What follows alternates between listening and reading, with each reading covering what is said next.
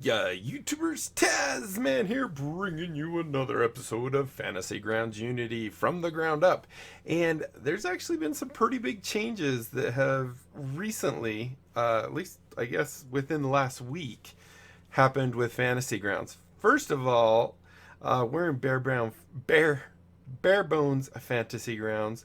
This version is 4.0.10, I believe. If we go look here, we can see 4.0.10, yes. Um, and it seems to have some nice quality of life type of updates to it, but it also has some nice other types of things. It seems like performance and stuff like that might have actually been increased a bit.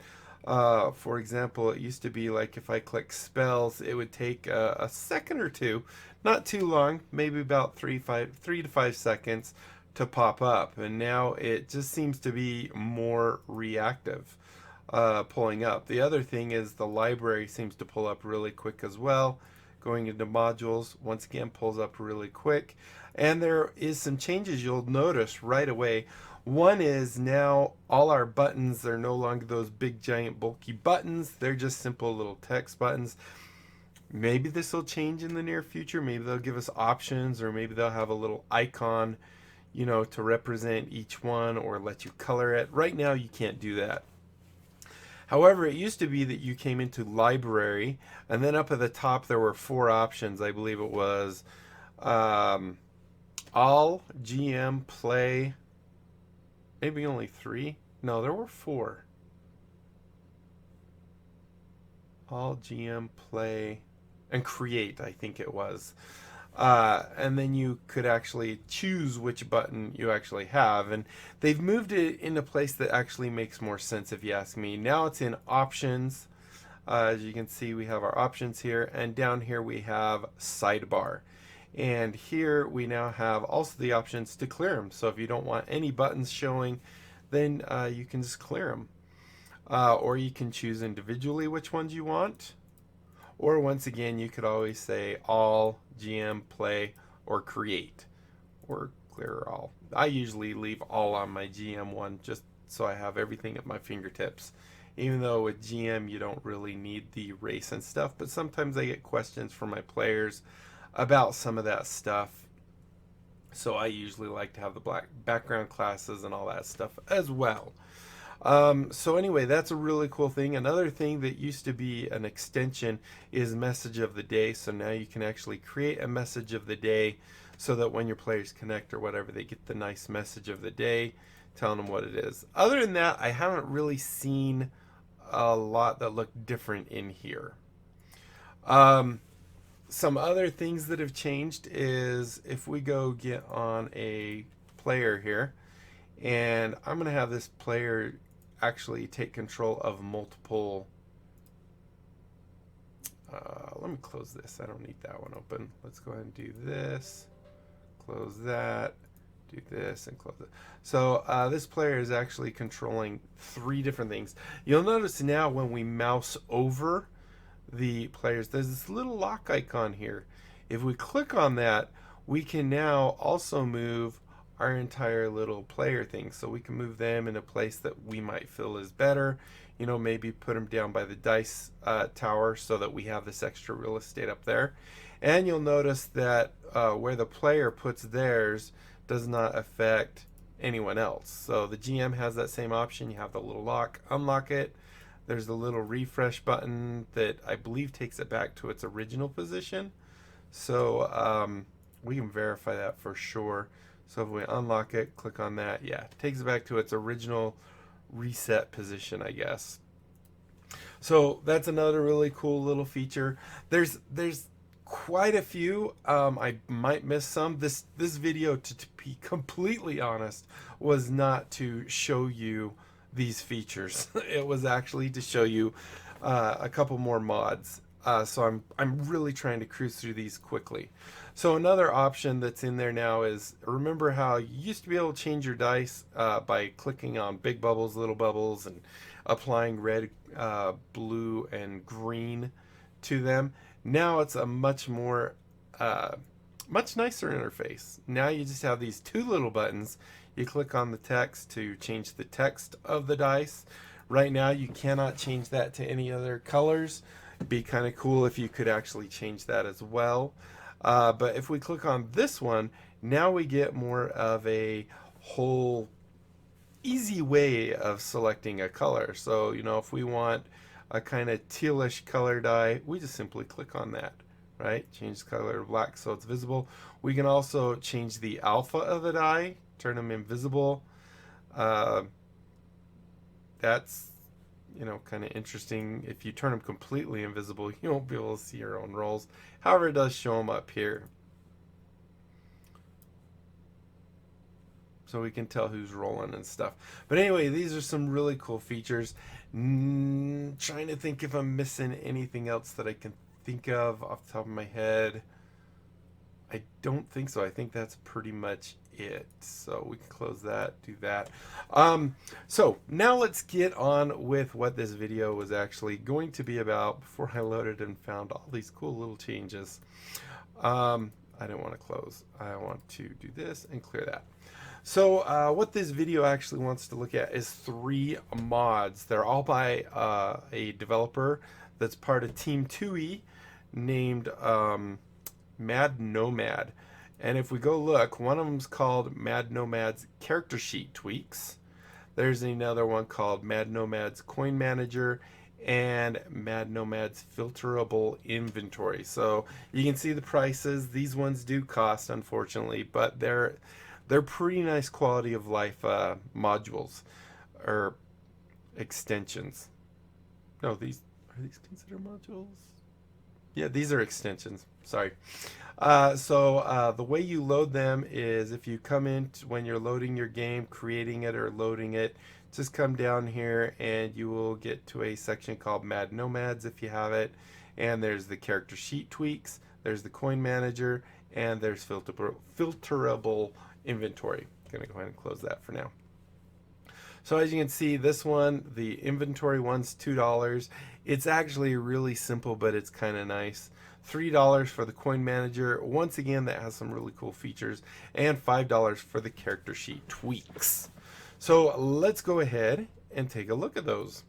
So if we come in here, this is our administrative one because I have the magenta colored dice. I can tell that. But if we go and look at a character sheet, for example, Crystal here, in the main tab, you can see first thing he did was he moved over the token over next to the portrait and put token underneath it. He made this so that, you know, he was saying that many people, it's hard to tell them, oh yeah, go over there to the token one, and they don't know which one is the token. So now he can just simply say the smaller one that says token right under it, and clicking on it will actually just bring directly up your token, your tokens themselves. So you can actually change them there, just like portrait will pull up your portrait as before. Then we actually have this thing that says find on map. It used to be, well, you could still do it. You double click it and it will find your token on the map. This will now just allow you to click on that one time and it will actually find you on the map. So this is a nice thing. Oh, there's another thing right there. You can actually unlock tokens directly in this little panel, and that's all I'm going to go into that. This is not about the new features and stuff. So that's that. He also made it so that now we have the XP and the next level on the actual character sheet's main page. You used to have to always go into here and click here, and then you would be able to see here. This level up button, I believe, is also what he's added. I can't remember if that's actually a feature, one of the new features, but I think that's actually what he's actually added.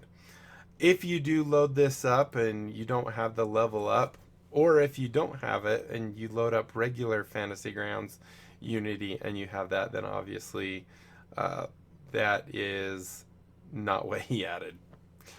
It's kind of hard to do a mod spotlight when the actual thing's been updated itself. But anyway, a really nice thing about this is let's just create a new character. We actually have our cleric here. You'll notice right off the get-go here, we actually have these little pluses. And what these do is they will allow you to instantly pull up those windows. So if we wanted tabaxi, we just drag that there, and now it no longer has that plus, right? Click on the background. Let's just go ahead and acolyte. Go and do that. And then race, we'll go ahead and do, let's just do a cleric. Why not? So a cleric, and go ahead and choose just the first two or whatever. And I don't care. Death domain. Sure, why not? So anyway, it makes it really easy to do that. Now, the other thing is you can actually come in here, and if one thing I'd like to point out is if the character levels up through XP or whatever, the DM can actually change these fields right here. So if we go back into our player and go under our cleric, you'll see that they cannot actually do anything in these fields. So they can't change their level. I believe they can still come in here and do it. Yes, because that's part of Fantasy Grounds itself.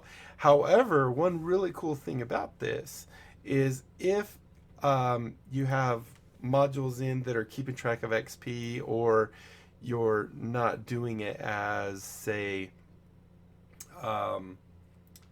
milestone, we could actually say, okay, you just hit level 300, and once we leave this window, maybe we have to say 301. There we go. So once we've hit 300, did it do a 300? Seems like it should work. No, 301.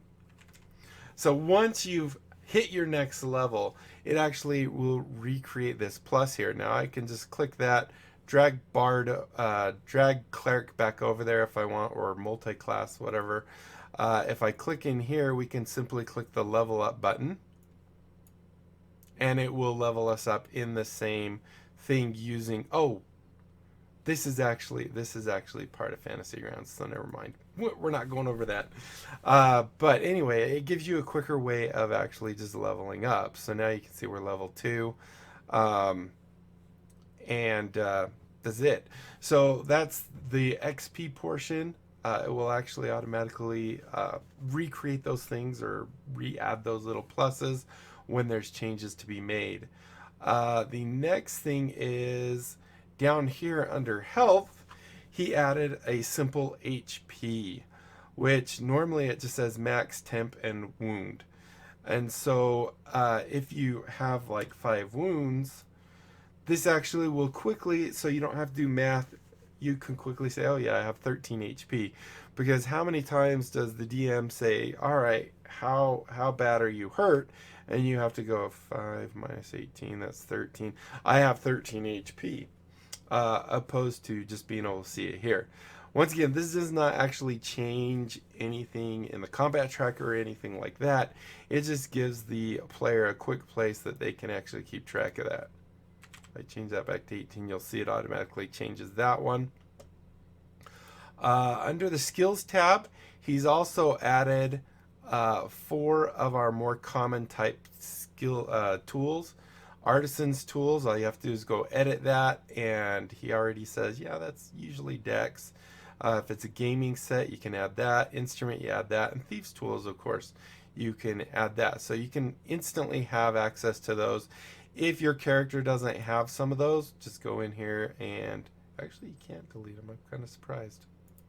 Interesting. Then they just don't have proficiency in them, I guess. So there's that tab. Under abilities, there really wasn't anything that was added. He did change the notes tab to be called identity. Now, I believe I've kind of talked about a little bit of these changes in a previous video. He did say that it didn't make sense for this to be called notes because notes is such a tiny little part of this. It's mostly about the identity of the character. Not a lot has actually changed in here. The log hasn't changed at all. The journal, I think, is one thing I've mentioned before. Usually for your characters, if they want to keep notes on stuff, they would go to the notes tab. So if we go over to our character, they would click a note, they would create a note, but it's way over here. It's okay. It works. However, it's kind of nice to have it actually in your character sheet itself. So he added the journal tab in here. Story links can be added. So if we have a story link that, maybe add instructions, you'll see it automatically adds that there. If I actually have notes I want them to see, as everybody, I can say, here is a note, right? Go ahead and lock that. And then if I don't have it marked as public, I can just add it individually to their note, and you'll see he is a note. Oh, there, it looks like a space is there. He re is a note.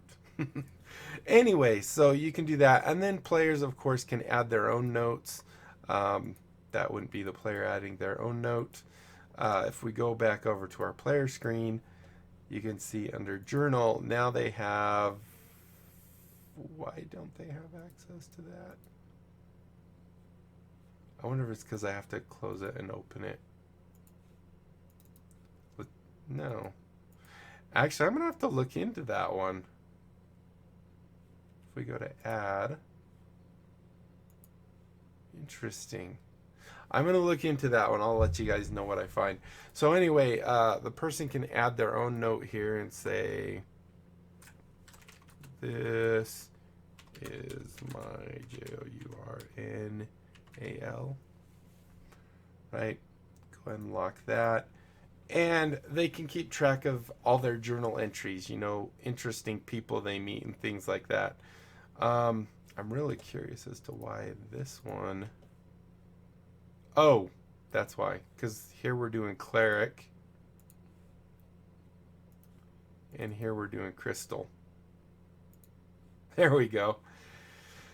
Whew, that made me a little nervous for a minute. So anyway, you can add your own notes. And then, is that the last one? Inventory tab. There's nothing new there from this first module, which is the Mad Nomad's character sheet tweaks. And then in actions, I do not believe there's anything there.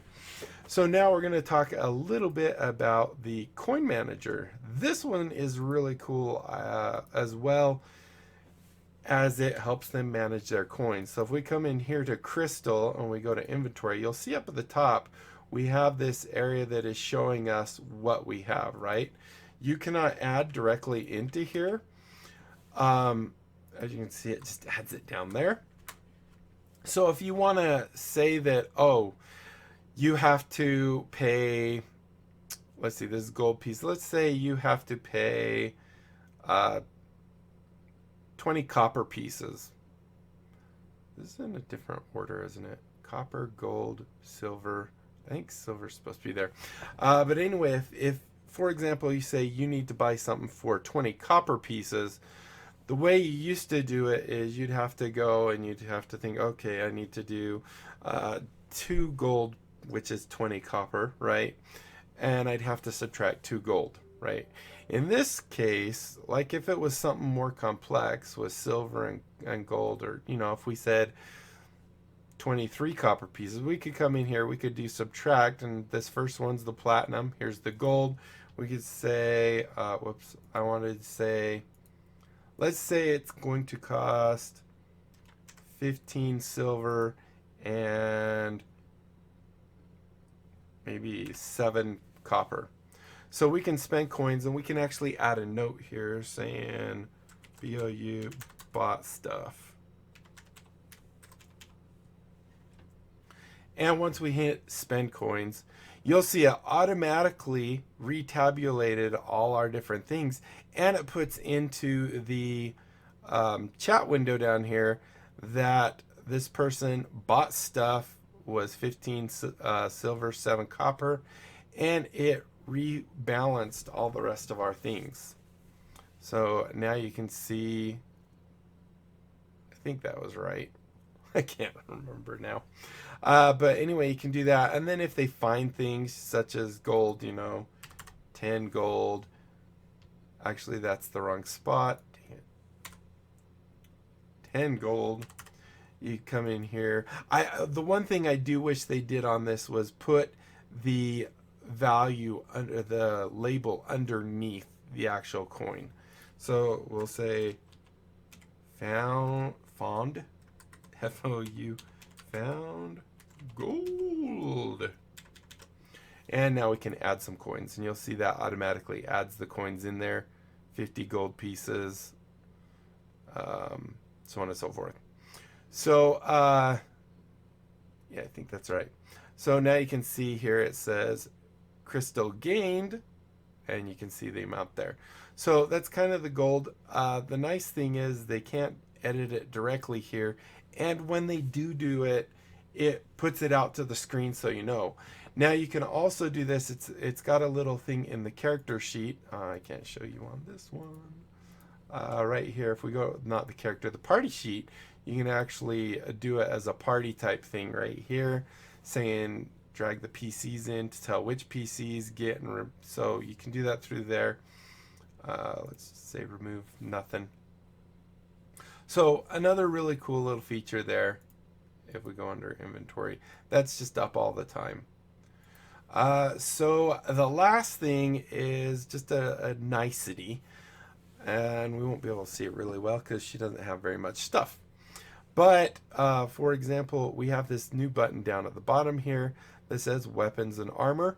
This is now the filterable equipment. So if we only want to see weapons and armor, we just click that. We can cycle through. Requires attunement items. We don't have any. We have adventuring gear. So that's all our adventuring gear. We have all items. That's everything we have, of course. Items that are equipped. I think that's where we started. Oh, nope. Carried.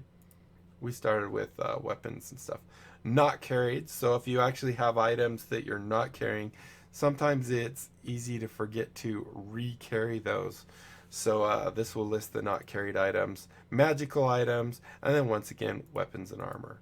So really nice quality of life type of things here. And I think that does it. We're at 22 minutes, so that's definitely a decent time, I guess. Hopefully you guys enjoyed this video. Hopefully it made sense. If you have any questions or if I missed anything, feel free to leave information, your comments down below. Comment, like, subscribe, follow me on Twitter, check out my Discord and my other channels. Don't forget to tell everyone you know about my channel. Have them check it out. If they like it, they can sub. I did mention you can move these, right? Yes, I did. Okay, sorry. Comment, like, subscribe, follow me on Twitter, check out my Discord and my other YouTube channels and any other channels you can find. And that's it. Until next time, I'll be seeing you later. Bye.